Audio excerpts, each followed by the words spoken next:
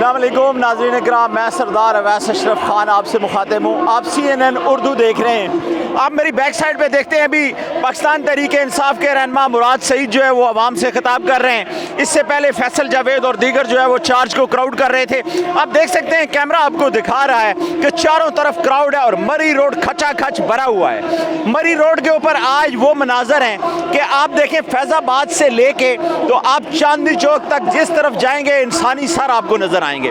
अब तारीख बदलने को है। इमरान खान जिस क्राउड को उन्होंने कॉल दी थी और ये क्राउड यहाँ पे मरी रोड के ऊपर मौजूद है। हम आपको ये भी बताते जा रहे हैं कि वज़ीर आज़म इमरान खान का जो हेली है वो थोड़ी देर पहले ज़री बारानी यूनिवर्सिटी के अंदर लैंड हुआ है और साबिक़ वज़ीर आज़म जो हैं वो अभी जलसागाह के अंदर चंद ही लम्हात के अंदर पहुँचने वाले हैं।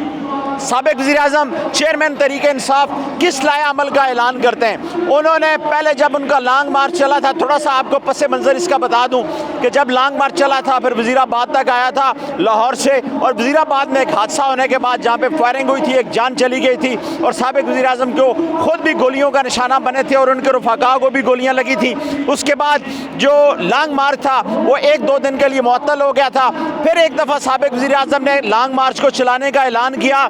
उसके बाद लॉन्ग मार्च चलता हुआ टी चौक रवात तक आया, जहाँ पे रावलपिंडी और इस्लामाबाद इंतज़ामिया ने इस लॉन्ग मार्च को रवात के अंदर जलसा करने की और लॉन्ग मार्च और धरना करने की इजाज़त दी।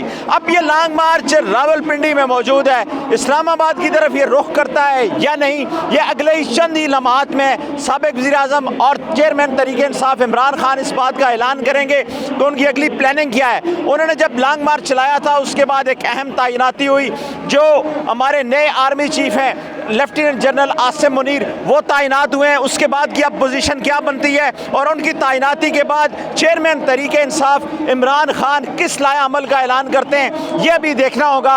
अभी चंद ही लम्हात बाद साबिक़ वज़ीर आज़म और चेयरमैन तहरीक इंसाफ इस बात का ऐलान करेंगे बाज़ाब्ता, वो भी हम आपके साथ शेयर करेंगे। आप हमारे साथ रहिएगा।